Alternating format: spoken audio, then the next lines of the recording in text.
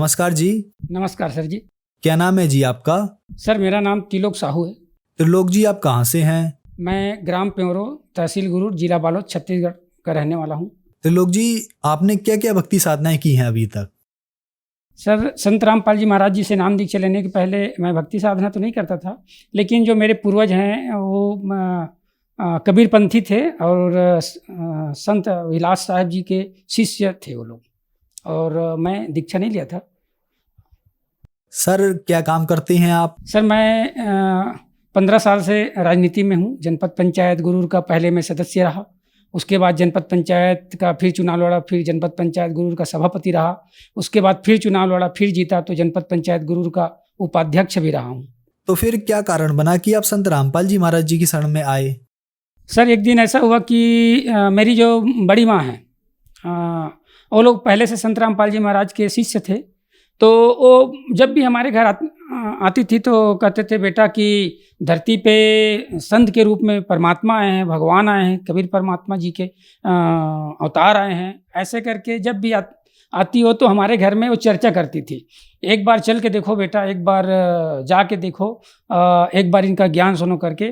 तो एक दिन हम क्या है, उनकी मन रखने के लिए चलो भाई, बड़ी माँ बोल रही है और इतनी बुजुर्ग है, तो मैं इनके दिल रखने के लिए हम लोग पति पत्नी संत रामपाल जी महाराज जी के आश्रम बरवाला चले गए।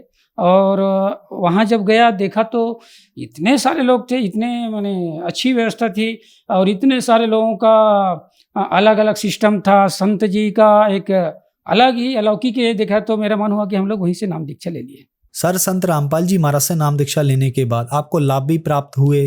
जी, संत रामपाल जी महाराज जी से नाम दीक्षा लेने के बाद मुझे अलौकिक लाभ प्राप्त हुआ। उससे पहले क्या है, मैं राजनीति में था, 15 साल की जीवन राजनीति में बिताया। तो मैंने व्यावसायिक ढंग से पहले मैंने वेल्डिंग की दुकान खोला, वो भी लॉस में चला गया। उसके बाद मैंने पिकअप लिया, पिकअप चलेगा तो घर में आय का स्रोत बना रहेगा करके फिर कुछ दिन पिकअप चला, वो भी पिकअप जो है बिक गया। फिर मैं जो है घर में आर्थिक स्थिति सुधारने के लिए मेटाडोर लिया, 2 मेटाडोर लिया, एक टिप्पर एक मेटाडोर, वो भी कुछ दिन चला, फिर मेटाडोर भी खींच गया। तो ऐसे करके मैं कर्जे में लगते गए। उसके बाद क्या, मैं लोन लेके गौशाला भी खोला, गौशाला में भी मुझे बहुत हानि हुआ। तो मैंने सोचा कि मैं इतना मेहनत करता हूँ फिर भी मुझे लॉस होता है, कारण क्या है करके फिर संत रामपाल जी महाराज जी से दीक्षा लेने के बाद उसका जो मंत्र जाप करने से, उसकी जो दीक्षा है उसको शास्त्र के अनुसार भक्ति करने से मुझे लाभ प्रारंभ हुआ।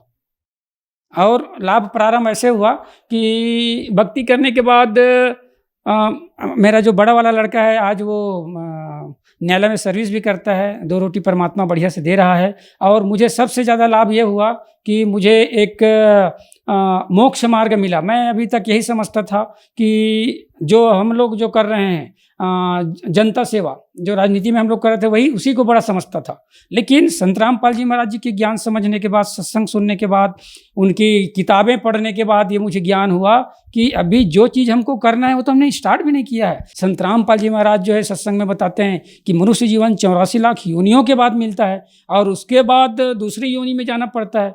तो ये बार बार ये जो बातें मुझे पिंच करता था, दिमाग में आता था, तो उनका लगातार हमने सत्संग चालू किया, सुनना चालू किया।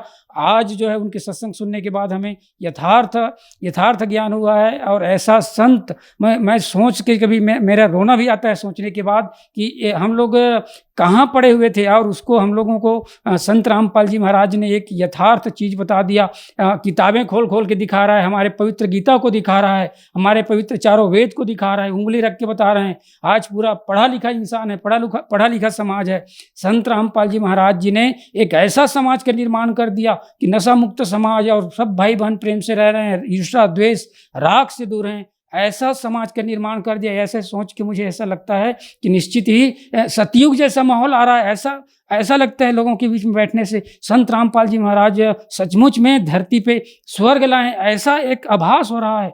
और हमारे जो कितने भी सरकारें आई है नशा को दूर करने के लिए, नशा को मिटाने के लिए कितने भी योजना बनाए, लाखों करोड़ों रुपया खर्च किया, फिर भी नशा समाज से दूर नहीं हुआ। नशा और समाज को नशा की ओर समाज जाते रहे। लेकिन संत रामपाल जी महाराज ने ऐसा भक्ति विधि दिया है, ऐसा एक एक ऐसा मुहिम चलाया संत रामपाल जी महाराज ने कि आज पूरा जो है संत रामपाल जी के जो शिष्य हैं वो नशा से कोसों दूर है, नशा करने वालों से दूर है, और नशा करना तो दूर, नशा करने वाले को नशा करने में सहयोग भी नहीं देते हैं। ऐसा अलौकिक संत का मैं शिष्य हूँ, मुझे गर्व ही होता है सर जी। सर क्या आप नशा भी करते थे? जी सर, मैं बहुत नशा करता था। मैं जनता से छुप छुप के नशा करता था, इसलिए चूँकि जो मेरा जो व्यापार है उसमें नुकसान होता था, तो मैं शाम को 3-4 बजे से नशा में डूब जाता था गम भुलाने के लिए। ऐसा करके मैंने मेरे दोस्तों से साथ में और बहुत सारे लोगों के साथ में बैठ के हम लोग जो है रात में नशा करते थे। मैं तंबाकू भी खाता था, दिन में 20-25 ठो पान भी खा लेता था, और शराब का भी सेवन करता था जनता से छुप के। चूँकि जनता का प्रतिनिधि हूँ तो जनता देखे मत करके हम ये सब नशा जो है रात में करता था। लेकिन बंदी छोड़ सदगुरु रामपाल जी महाराज की ऐसी दया हुआ कि नशा के कारण हमारे घर में विवाद भी होता था, पत्नी से विवाद होता था, बच्चों से भी मैं डरने लगा था। लेकिन संत रामपाल जी महाराज जी से दीक्षा लेने के बाद मैं नशा तो दूर, जो बीच में नशा भी करता है उनके साथ में बैठने की इच्छा नहीं होता है। और बहुत बढ़िया लाभ मिला है सर जी संत रामपाल जी महाराज जी से नाम दीक्षा लेने के बाद। सबसे पहला लाभ तो मुझे ये हुआ कि मोक्ष मार्ग क्या है वो ज्ञान हुआ।